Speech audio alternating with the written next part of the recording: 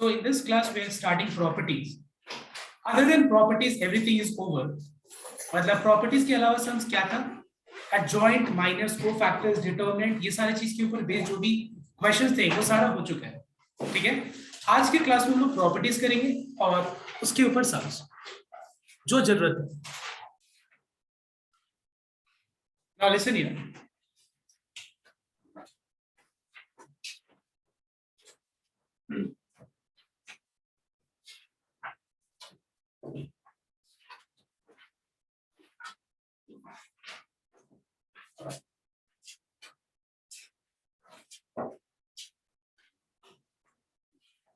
So I want your attention here. So properties. Now, you know how to expand a determinant. But actually, अगर तुमको expansion पता है, if you know expansion, it's not sufficient to solve questions in a very simpler way. अगर expansion के साथ साथ, if you know properties, then you will find that बहुत सारे complex questions को हम लोग बहुत easily हम लोग solve कर सकते हैं. Just question में अपने लोग what steps लगा के solve करेंगे, we can just solve in few steps only. So today we are going to start properties of determinants, which will help us in expansion of determinant. And the questions which can be solved in 4 or 5 pages can be solved in just a single line also, if your properties is clear.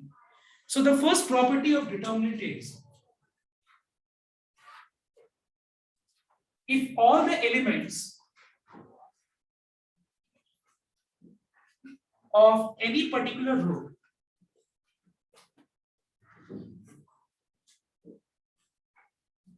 or column is 0, then the value of determinant is 0. मतलब बहुत सीधा, ये मुझे नहीं भी अगर मैं लिखता तो तुमको पता है, इस लेवल पे तुमको ये बात तो पता है कि एक डिटर्मिनेंट का अगर कोई भी एक पर्टिकुलर रो या किसी भी एक पर्टिकुलर कॉलम का अगर सारे एलिमेंट्स अगर 0 है तो उसका एक्सपेंशन का रिजल्ट क्या आएगा? 0. तो ये बताने का जरूरत भी नहीं था अगर देखा जाए. नंबर 2. Now point number 2 कि अगर एक डिटर्मिनेंट का, सपोज एक determinant, if the value of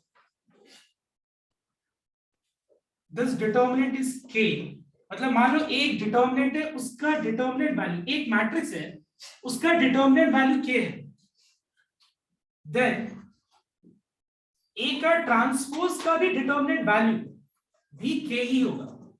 मतलब ट्रांसपोज करके किसी भी मैट्रिक्स का ट्रांसपोज करके उसका डिटर्मिनेंट वैल्यू अनचेंज्ड रहता है. Clear? If you transpose any matrix और दिया हुआ मैट्रिक्स का और ट्रांसपोज किया हुआ मैट्रिक्स का अगर अपने लोग डिटर्मिनेंट वैल्यू कैलकुलेट करें तो दोनों का आंसर क्या होगा? इक्वल होगा. मतलब हम ये कह सकते हैं कि the value of the determinant remains unchanged even if we transpose that particular matrix. All right, everyone. Now let us see with the help of one example. Suppose we have a matrix A.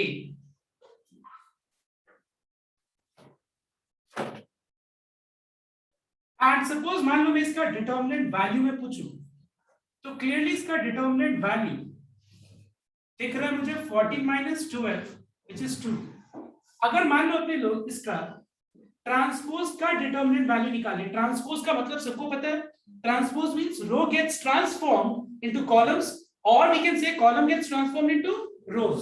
तो अगर अपने लोग पहला रो को पहला column पे लिख दे, second row को सेकंड कॉलम पे लिख दे और अपने लोग इसका अगर डिटर्मिनेंट वैल्यू निकाले तो क्या आंसर डिफरेंट आ रहा है? नहीं. तो यही मैं बात बोल रहा था कि अगर if you have a determinant, sorry matrix whose determinant value is k, then transpose का भी डिटर्मिनेंट वैल्यू k है, मतलब it remains unchanged after transpose also. ये ट्रांसपोज करने के बाद भी उसका डिटर्मिनेंट वैल्यू क्या होगा? सेम ही रहेगा.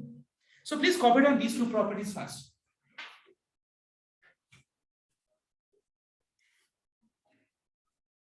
और this third property is very very important. तुम देखना, ये हो सकता है कि जो मल्टीपल चॉइस का जो पैटर्न है उसमें सबसे ज्यादा क्वेश्चंस इसी के ऊपर बेस्ड हो. ये तीसरा प्रॉपर्टी जो मैं बात कर रहा हूं, and this is very very important. What is this? Just note down. Suppose मान लो अपने लोग को एक मैट्रिक्स दिया हुआ है, ध्यान देने पर. Suppose एक डिटर्मिनेंट है, let's say suppose we have a determinant 2 3 1 1 minus 2 3 4 3 minus 2. ठीक है। अगर मान लो मैं इस डिटर्मिनेंट को एक्सपैंड करूं तो इसका वैल्यू k होगा। Let us think this way कि इसका वैल्यू क्या होगा, k होगा, क्योंकि हमको एग्जैक्ट वैल्यू क्या होगा उससे अपने लोगों को मतलब मान लो k होगा। अब मान लो मैं सपोज रो 1 को रो 3 के साथ इंटरचेंज कर रहा हूं। ये ऑपरेशन क्या है बताओ तो? इंटरचेंज वाला ऑपरेशन है। इंटरचेंज मतलब मैंने रो 1 को रो 3 पे रख दिया और रो 3 को रो 1 पे रख दिया।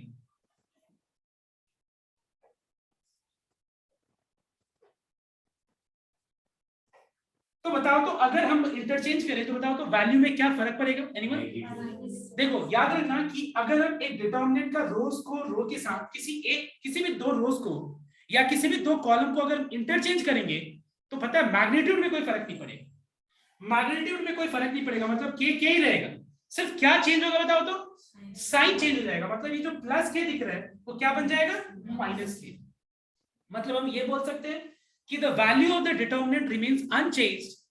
It remains unchanged if we interchange any two specific rows.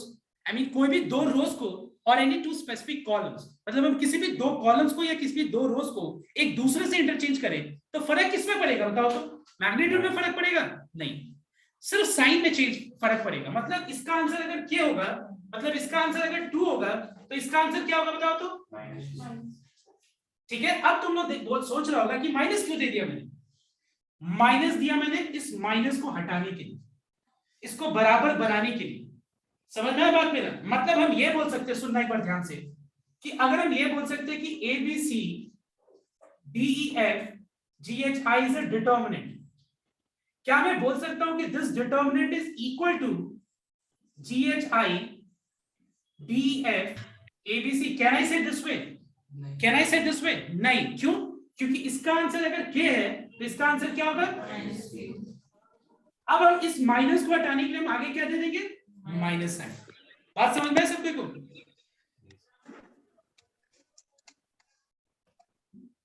Is this clear everyone? मतलब अगर मान लो हम किसी भी एक डिटर्मिनेंट का दो रोज या दो कॉलम्स को इंटरचेंज करेंगे, so we multiply minus sign to that determinant just because of the reason that इसका जो भी आंसर आएगा उसमें अगर हम माइनस साइन मल्टीप्लाई करें तो दोनों डिटर्मिनेंट क्या हो जाए? इक्वल हो जाए। Is this clear to everyone? क्या ये क्लियर हुआ सबको को? यस। तो अब हम ये बोल सकते हैं कि एनी टू रोज और columns of a determinant are interchanged, then we multiply minus sign to the determinant. ठीक है, we multiply minus sign to the determinant, and the reason is why are we multiplying minus sign to this determinant? Because इसका दोनों का value में फर्क नहीं पड़ेगा, वो जो है साइन पार्ट में चेंजेस आएगा, वो बैलेंस करने के लिए हम लोग आगे माइनस साइन दे दे रहे हैं, so that the value will become equal, both the determinant will become equal. तो अगर मान लो ऐसा कहीं भी तुम लोग करते हो कि दो रोज को या दो कॉलम्स को इंटरचेंज करते हो, डेफिनेटली कर सकते हो, कोई दिक्कत नहीं। But suppose if you perform this operation, what you do, just put one minus sign, I mean multiply minus sign to the determinant. Just why we are doing minus sign? कि इसका जो भी आंसर आएगा उसके साथ जब ये minus multiply होगा तो दोनों डिटर्मिनेंट क्या हो जाएगा? इक्वल हो जाएगा। अभी क्लियर हुआ सबको अच्छे से? अभी फटाफट इसको कॉपी करो जल्दी से प्रॉपर्टी। अच्छा बैटरी में फर्स्ट और सेकंड को चेंज कर सकते हैं हम लोग बैटरी। Next fourth property. अच्छा फोर्थ प्रॉपर्टी ऑलरेडी मैंने समझा दी है, वो पता होगा तुम लोगों को शायद, कि एक डिटर्मिनेंट में अगर कोई कांस्टेंट मल्टीप्लाई करते हैं तो कितना टाइम्स उसका वैल्यू चेंज होता है? कितना टाइम्स? नहीं, गलत बोला तुम, जितना मैंने मल्टीप्लाई किया। अगर मान लो एक डिटर्मिनेंट के आगे मैं कोई कांस्टेंट मल्टीप्लाई कर रहा हूं, इस डिटर्मिनेंट के वैल्यू में कितना फर्क पड़ेगा, कितना चेंजेस आएगा? So you are going to say this way, the value of this determinant will be 2 times, sorry the value of this determinant will be 2 times the value of this. है कि नहीं? इतना ही तो फर्क पड़ता है ना, कि मैट्रिक्स में कुछ और होता है, पता है तुम लोगों को किस हिसाब से इफेक्ट होता है, तो वो मैं अभी बताने वाला नहीं हूं बिकॉज़ ये ऑलरेडी हो चुका है ना। प्रॉपर्टीज में इसके अलावा और कुछ, हाँ एक और चीज प्रॉपर्टी में पता होना चाहिए कि हम एक डिटर्मिनेंट को दो डिटर्मिनेंट में एक्सपैंड कैसे करते हैं। ध्यान देने का, प्रॉपर्टी नंबर 4, ये बहुत इंपॉर्टेंट है। जैसे सपोज मान लो you have a1 plus B1, A1 plus A2, let's say, B1 plus B2, C1 plus C2, suppose. ठीक है, देखो ध्यान से, इस डिटर्मिनेंट को अपने लोग दो अलग अलग डिटर्मिनेंट में स्प्लिट कर सकते हैं। क्या कर सकते हैं हम लोग? इस डिटर्मिनेंट को हम लोग दो अलग अलग डिटर्मिनेंट में स्प्लिट कर सकते हैं। Now how it is possible, listen, ध्यान से इस चीज को नोट करना एक बार। दो डिटर्मिनेंट में स्प्लिट कर सकते हैं। अब स्प्लिट करते वक्त मुझे ध्यान क्या रखना पड़ेगा कि कोई भी दो रोज को दोनों डिटर्मिनेंट में इक्वल मतलब सेम रखना पड़ेगा। ठीक है, दोनों डिटर्मिनेंट में अपने लोग सेम रखेंगे। और स्प्लिट क्या होगा पता है? कोई एक पर्टिकुलर रो या एक पर्टिकुलर कॉलम ही, क्या बोला मैंने, either at a time, this is called at a time. इस टाइम में तुम रो वाइज और कॉलम वाइज दोनों स्प्लिट नहीं कर सकते हो। क्या कर सकते हो? एट अ टाइम एक रो को लेकर के उसको अलग अलग डिटर्मिनेंट में स्प्लिट करो। जैसे मान लो मैंने यहाँ पे रो 1 का क्या किया, A1 को यहाँ, B1 यहाँ और C1 यहाँ रख दिया, और यहाँ पे A2, यहाँ पे B2, यहाँ पे C2 कर दिया। बट ऐसा कोई कंपलसरी नहीं है कि यहाँ पे तुमको A1, B1, C1 रखना है। यहाँ पे तुम A1 रख दो तो यहाँ पे B2, यहाँ पे C2, तो यहाँ पे जो बचा बाकी A2 यहाँ पे लिख दो, B1 यहाँ पे, C1 यहाँ पे। Now that is completely up to you and that also depends on the objective of the question. वो तुम यहाँ पे देख के आइडेंटिफाई नहीं कर सकते हो कि तुम किस बेसिस पे स्प्लिट कर रहे हो। बात को समझो मैं क्या बोल रहा हूँ। तो यहाँ पे सबसे इंपॉर्टेंट चीज समझना वो ये है कि रो 2 और रो 3 दोनों में सेम है, पीछे प्लस होना चाहिए। रो 2 और रो 3 दोनों में सेम है, बस चेंजेस कहाँ पे बताओ तो? रो 1 पे। रो 1 को देखो कैसे स्प्लिट किया, देखो यहाँ बीच में प्लस था, प्लस दे दिया, A1 B1 C1, A2 B2 C2। समझ में? मतलब क्या हम ऐसे बोल सकते हैं कि एडिशन करते वक्त भी मुझे ये खास ख्याल रखना पड़ेगा? क्या बताओ तो, कोई मुझे बता सकता है कि अगर हम दो डिटर्मिनेंट को ऐड करें तो क्या रखना पड़ेगा? ध्यान से, ध्यान कि दोनों डिटर्मिनेंट का कॉरेस्पॉन्डिंग रोज या कॉरेस्पॉन्डिंग कॉलम्स सेम है या नहीं? कौन सा? सारा नहीं, कोई दो रोज या कोई दो कॉलम्स। तो जो दो रोज या दो कॉलम सेम है उसको सेम लिख दो और ऐड कर दो तीसरा रो जिसको तुम ऐड करना चाहते हो। तो यहाँ पे ऐसा कभी भी एडिशन नहीं होता ऐसे, इस तरह से एक पर्टिकुलर रो या एक पर्टिकुलर कॉलम ही ऐड होता है, लेकिन बाकी दो रोज या बाकी दो कॉलम्स क्या होना चाहिए बताओ तो? सेम रहना चाहिए। तो एक बार कॉपी करो इसको फटाफट। इन लोगों का माइनस में भी सेम चीज होगी। सर ये कोई लॉ है कि हाँ definitely property. So everyone note down the next property. Actually this is actually not property, these are not properties which I am going to explain you right now. ये हो गया तुम्हारा ऑपरेशंस, मतलब दो एक डिटर्मिनेंट में हम क्या क्या ऑपरेशंस परफॉर्म कर सकते हैं। ठीक है, जैसे देखना एक फॉर एग्जांपल, ये तुम लोगों को भी पता ही है शायद। जैसे मान लो सपोज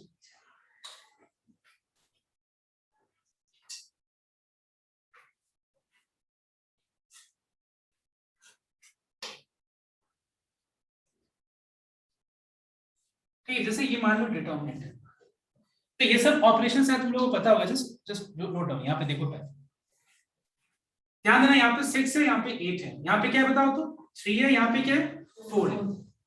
तो इस तरह का कुछ ऑपरेशंस हम लोग ने पहले किया है। देखो मैं ये सोच के भी कर रहा हूँ कि थोड़ा तो पता है तुम लोग को डिटर्मिनेंट, ऐसा नहीं है कि कंप्लीट ब्लैंक है। क्या कंप्लीट ब्लैंक है? ऑपरेशंस भी नहीं आता, ऐसा तो नहीं है ना, थोड़ा बहुत तो आता है ना। तो एक बात बताओ, क्या मैं ऐसा ऑपरेशंस कर सकता हूँ? Row 2 tends to row 2 minus twice of row 1। Do you remember this part? मैंने हम लोग ने किया था कि किसी भी एक डिटर्मिनेंट पे इस तरह का ऑपरेशंस अगर हम अप्लाई करें तो इसका डिटर्मिनेंट वैल्यू चेंज नहीं होता है कि नहीं? जैसे इसका डिटर्मिनेंट वैल्यू जो आएगा अभी इस ऑपरेशन को अप्लाई करके जो डिटर्मिनेंट मिलेगा उसका भी वही आंसर आएगा। फिर फायदा क्या होगा करके समझाएंगे, पहले देख लेते हैं जी। देखो ध्यान से, फिर से मैं रिपीट कर रहा हूं, what is the meaning of this row 2 tends to? Row 2 tends to का मतलब ये हुआ, the meaning of row 2 tends to means we are changing row 2। Clear? Now how we are changing row 2? Row 2 minus 2 times of row 1। कैसे करें हम लोग change बताओ तो? Row 2 minus 2 times of row 1। तो ऐसा करने से चेंजेस कहां पे आएगा बताओ तो? चेंज आएगा रो 2 पे। क्या चेंज आएगा? Row 2 minus 2 times of row 1। So 6 minus 2 times of 3, 8 minus 2 times of 4, 17 minus 2 times of 20, and the remaining third row is the same as it is. मतलब जो यहाँ पे रो 3 में है वैसे मैंने लिख दी। मतलब अपने लोगों ने रो 2 को चेंज किया। किस ऑपरेशन को यूज करके चेंज किया? रो 2 माइनस 2 टाइम्स ऑफ रो 1 करके। इससे फायदा क्या होगा कि रो 2 को अगर हम लेके एक्सपांड करें, you remember this part, expansion पहला दिन हम लोगों ने किया था, अभी वापस जो रिवाइज करें हम लोग, तो इसमें एक्सपांशन अगर हम इस रो को लेके करें तो फायदा ये होगा कि ये और ये लिखना नहीं पड़ेगा, plus minus plus minus plus minus, तो माइनस ऑफ -3 इनटू इसके रोज एंड कॉलम्स को ढक करके हाइड करके जो बचते हैं वो लिख देंगे। कितना आंसर आ गया? 6 है। तो इस ऑपरेशन को करके इस डिटरमिनेंट में फायदा ये हुआ कि एक रो में 2 0 आ गया, अब एक्सपेंशन थोड़ा जल्दी हो गया।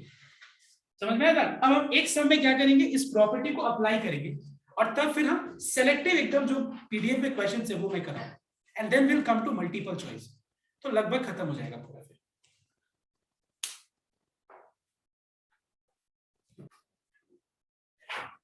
फिर इसलिए क्वेश्चन कुछ इस तरह का आएगा, देखना एक बार। Without expansion,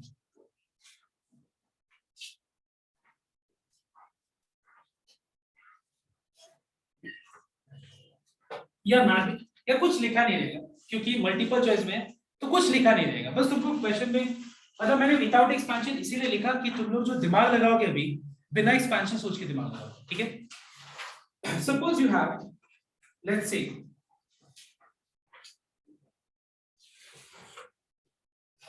the first question, suppose मान लो एक डिटरमिनेंट है a, तो मान लो डेल्टा 1 है,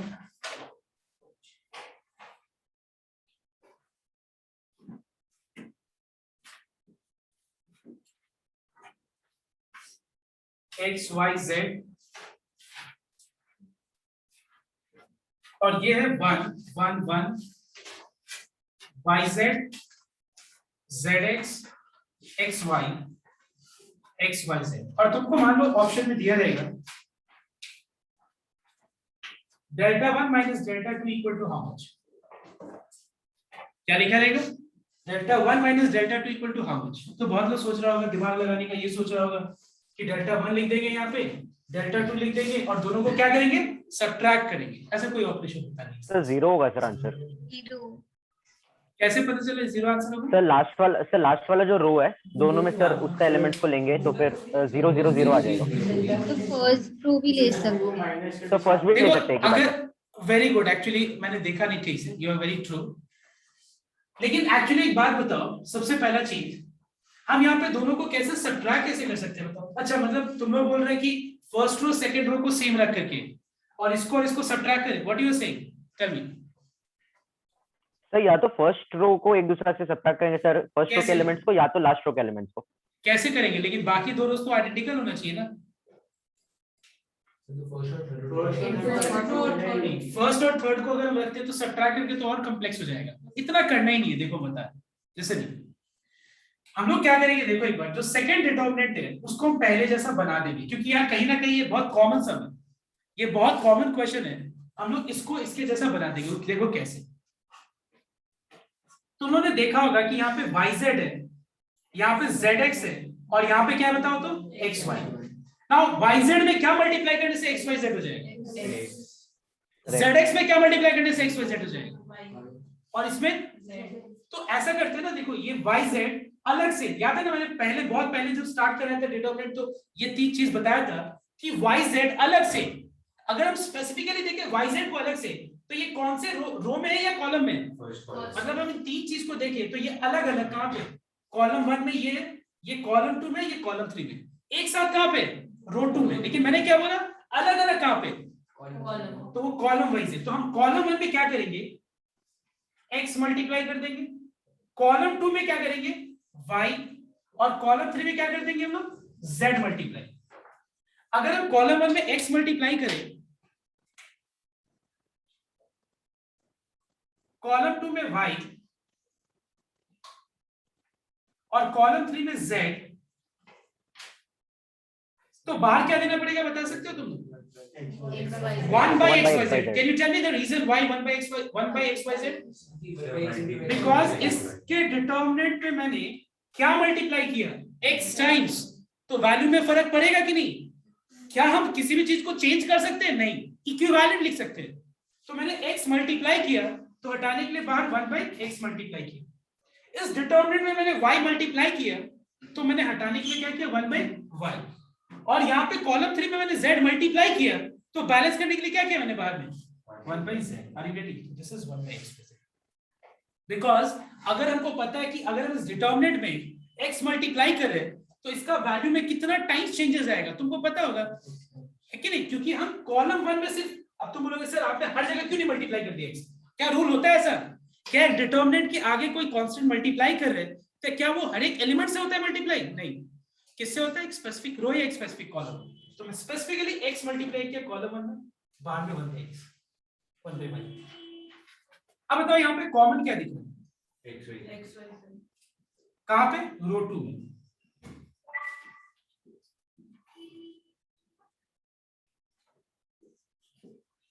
अब बताओ मुझे कॉमन लेने के बाद ये डिटर्मिनेंट और ये डिटर्मिनेंट सेम तो नहीं है, बट एलिमेंट्स थोड़ा सा इधर उधर है, शफल करना पड़ेगा.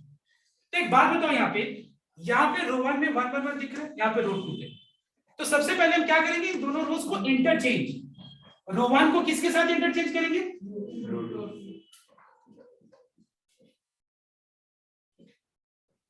अच्छा बताओ तो इंटरचेंज करने से हो गया? फर्क पड़ेगा कि नहीं वैल्यू में? आगे माइनस से मल्टीप्लाई. अब बताओ तुम लोग, क्या ये और ये सेम हो गया? नहीं. अभी हम क्या करेंगे? रो 2 को रो 3 के साथ इंटरचेंज.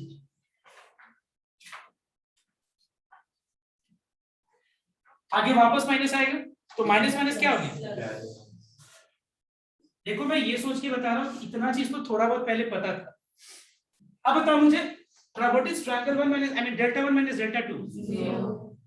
दोनों सेम है, तो दोनों का डिफरेंस क्या होगा? 0. इस तरह का सम्स आ सकता है जहां पे 2 या 3 मिनट में सॉल्व हो जाए. कोई इस तरह का सम्स नहीं आएगा कि तुमको पूरा एक्सपेंशन करना है. अब तुम सोचोगे कि दोनों का डिफरेंस निकालें, पॉसिबल नहीं है. कॉपी करो, just give me few minutes. I think there is some problem with the See everyone note down. I want your attention here. I'll explain you कि उस तरह का सम्स क्यों नहीं आ सकते हैं. But before that, let us do 2 more questions and then at the end I'll explain. अब देखो एक सम.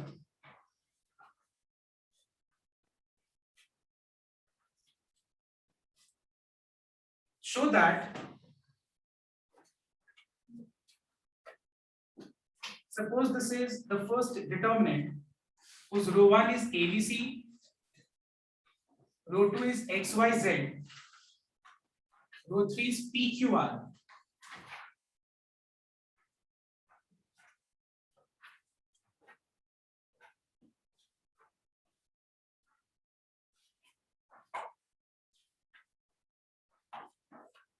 और अगर मान लो ये बोला जाता है show that, I mean find the value of, show that तो नहीं बोल सकते, फाइंड ट्रायंगल 1 प्लस ट्रायंगल 2, मतलब डेल्टा 1 प्लस डेल्टा 2 का वैल्यू. तुमको पता है कि इस तरह का सम्स का मैक्सिमम केस में आंसर क्या होता है? 0 ही होता है कि नहीं? ट्रायंगल 1 प्लस ट्रायंगल 2 का दोनों का जो सम है वो क्या होगा बताओ तो? 0 ही होगा मैक्सिमम. मतलब ये मैं बता रहा हूं, बट अगर मान लो तुमको इसको सॉल्व करना हो तो कैसे सॉल्व करेगा? इस डिटर्मिनेंट को छोड़ दो ऐसे, इस डिटर्मिनेंट को इसके जैसा बना दो.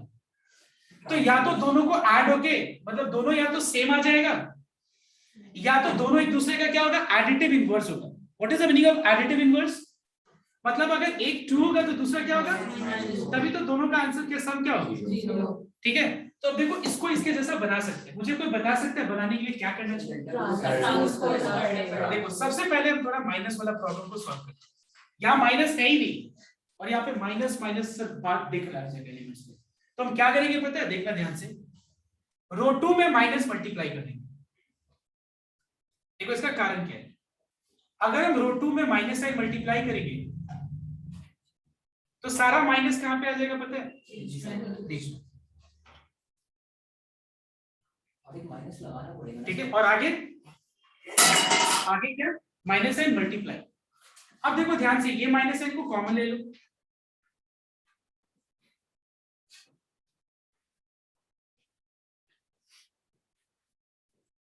तो माइनस माइनस क्या हो जाएगा, प्लस।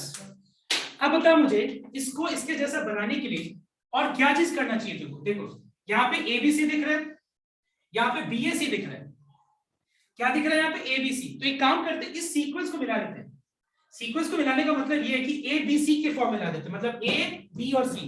तो इससे मुझे एक हिंट ये मिल रहा है कि रो 1 को रो 2 के साथ इंटरचेंज करना चाहिए। मैं समझ में आता किस लेवल में मैं सोच रहा हूं। मैं ये सोच रहा हूं कि इसका अगर ट्रांसपोज में करूं तो ऐसा मिलेगा। मतलब मुझे ये पैटर्न को मिलाना पड़ेगा ना, A, B और उसके बाद C। तो A, B, C को मिलाने के लिए मुझे क्या करना पड़ेगा, रो 1 और रो 2 को इंटरचेंज। तो अगर मैं रो 1 और रो 2 को इंटरचेंज कर दूं, आगे एक और माइनस साइन आ जाएगा, माइनस माइनस प्लस, और एक और माइनस आ गया।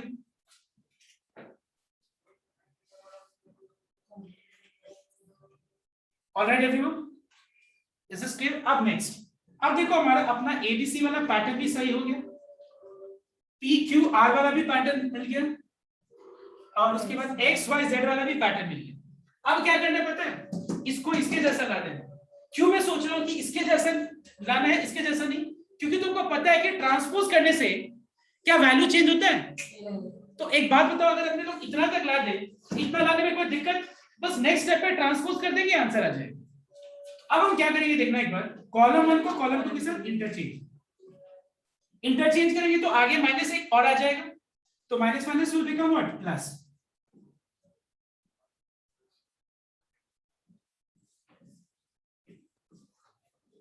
ठीक है। अब बताओ मुझे नेक्स्ट क्या करना चाहिए। ABC हो गया, अब बताओ यहाँ पे ABC आ गया। अब मुझे XYZ लाने के लिए किसको किसके साथ इंटरचेंज करना है, किसको, कॉलम 2 को कॉलम 3 के साथ। तो कॉलम 2 को कॉलम 3 से इंटरचेंज करेंगे तो आगे एक और माइनस साइन आएगा,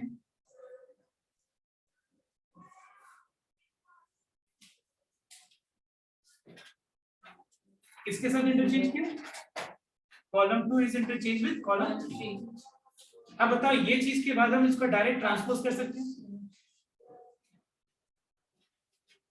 अब बताओ मुझे इसका आंसर और इसका आंसर क्या होगा, 0, क्योंकि ये क्या है, ये हो गया तुम्हारा 2 और ये हो गया 1, तो दोनों का सम क्या होगा। तो देखो ट्रांसपोज को मैंने कैमरा को नहीं लिख नहीं, ट्रांसपोज से तो वैल्यू चेंज नहीं होता है। I hope it is clear everyone. लेकिन क्वेश्चन में टेंपो का टाइम दिखाना पड़ेगा, तुमको दिखाना ही नहीं, आंसर लिखने डायरेक्ट, आंसर लिखना डायरेक्ट, तो कुछ टेंशन ही नहीं है, स्टेटमेंट भी नहीं लिखना है।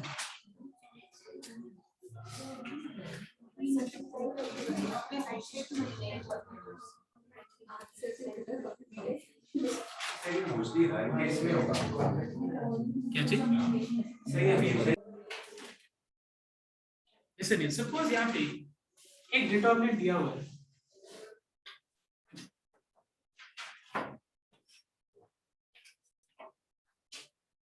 ठीक है, और मान लो बोलेगा कि इसके बाद ये आया डिटरमिनेंट, ठीक है, जैसे मान लो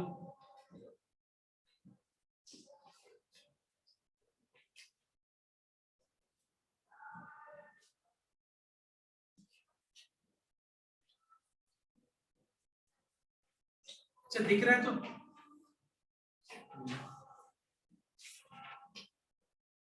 देखो ऐसा दिया जा सकता है, if this equal to this, then which operation is being followed so that the result of this determinant is, we are getting in the second step, मतलब बात को ध्यान से समझो, which is the operation which is being followed, मतलब इसके बाद ये लाने के लिए कौन सा ऑपरेशन फॉलो किया गया, तो तुमको देख के तुमको समझना पड़ेगा, मतलब तुमको क्या R2 tends to R2 minus 2 R1, yes, तो क्या सर होगा R3 tends sir R2 properties में इससे ज्यादा और नहीं आ सकते, you are correct Hardik, you are correct. R2 tends to R2 minus 2 times of R1 and R3 tends to, मतलब आ ही नहीं सकता, एक तो 2 मार्क्स का क्वेश्चन, इसलिए तुम लोग इस चीज का मतलब टेंशन मत लो। हाँ थोड़ा बहुत तुमको टॉपिक आना चाहिए, बट इस चीज का टेंशन मत लो कि एग्जाम में किस लेवल का क्वेश्चन आ सकता है। मैं बोल रहा हूँ ना, इतने दिनों का एक्सपीरियंस है, मैं इतना बता रहा हूँ, आईएससी में जब तुम्हारा नॉर्मल डेज था ना, तब तो क्वेश्चन आना था इतना सिंपल, इतना तो मुझे अभी रिलैक्स तुम लोग करना चाहिए। अब ये नहीं बोल रहा हूँ कि नहीं पढ़ने की, मतलब इतना तो रिलैक्स जरूर मेंटली तुमको मैं मुझे कर देना चाहिए बातों से कि भाई देखो कि इतना टफ पेपर नहीं आने वाला है कि तुम्हारा एग्जाम स्पॉइल हो जाए। तुमको हर एक चीज पता होना चाहिए। अब तुम प्रिपेयर्ड होके नहीं जाएगा और बोलेगा कि सर आपने बोला था कि सर एग्जाम उतना टफ नहीं आएगा इसलिए मैंने प्रिपेयर ही नहीं किया। मैं वो नहीं बोल रहा हूँ। You have to prepare yourself in such a way कि तुमको जा करके एकदम अजीब सा ना लगे पेपर देखकर, तुमको सारे कंसेप्ट जो भी सिलेबस में वो पता होना चाहिए। तो मैं इस बात का गारंटी देता हूँ तुमको कहीं कोई प्रॉब्लम नहीं, कहीं कोई प्रॉब्लम नहीं, except chapters like relations functions, continuity and increasing decreasing. Once again I am saying 4 chapters में, ठीक है, continuity, differentiability, relations functions, increasing decreasing, maximum minimum भी कोई प्रॉब्लम नहीं। अगर मैक्सिमम मिनिमम में मेरा प्लेलिस्ट को अच्छे से देख लो ना तो उसपे सारा का सारा सम्स बढ़िया से सॉल्व किया हुआ है। ऐसा कोई भी सम नहीं है पूरा आर.एस. अग्रवाल का, मतलब जो तुम्हारे एग्जाम में आने वाला है वो वहां पे ना हो प्लेलिस्ट में, सारा सम सीक्वेंस में दिया हुआ। बस तुमको अच्छे से डेली का तुम ये दिमाग लगा लो कि प्लेलिस्ट का मैक्सिमम मिनिमम का सिर्फ 2 सम करना है। तुम देखना प्लेलिस्ट का हर एक वीडियो में 2 सम से ज्यादा होगा नहीं, क्योंकि मैक्सिमम मिनिमम में क्या होता है कि बहुत बड़ा बड़ा क्वेश्चन होता है। तो बस अगर वो कर लिया ना तो तुम्हारा वहां से 8 मार्क्स तो श्योर आ रहा है। क्वेश्चंस क्या आएगा, या तो विंडो वाला सम आएगा, या तो तुम्हारा क्वेश्चंस आ सकता है सर्कल के अंदर रेक्टेंगल, या रेक्टेंगल के अंदर तुम्हारा कुछ सर्कल आ सकता है, इस तरह के कुछ सम्स आ सकते हैं। स्पेसिमेन पेपर में तो आएगा विंडो वाला। मतलब मैं एक एग्जांपल दे रहा हूँ, मतलब इस तरह का मतलब क्वेश्चन आ सकते हैं, कोन बेस्ड क्वेश्चंस आ सकते हैं, स्फीयर के अंदर मैक्सिमम सिलेंडर क्या हो सकता है, कोन के स्फीयर के अंदर मैक्सिमम कोन क्या हो सकता है। तुम देखो ये जो मैंने बात की है ना, ये दोनों क्वेश्चंस एक ही वीडियो में प्लेलिस्ट में तुम देखना निकाल देते। अगर तुम वो कर, मैं बता रहा हूँ ना, तुम 2-3 सम्स एक दिन करो, तुम देखना 5 डेज बाद सारा सम्स कवर हो गया, और बस उतना ही सम्स करो, बहुत है। तो तुमको एक प्रिपेयर करने का तरीका पता होना चाहिए।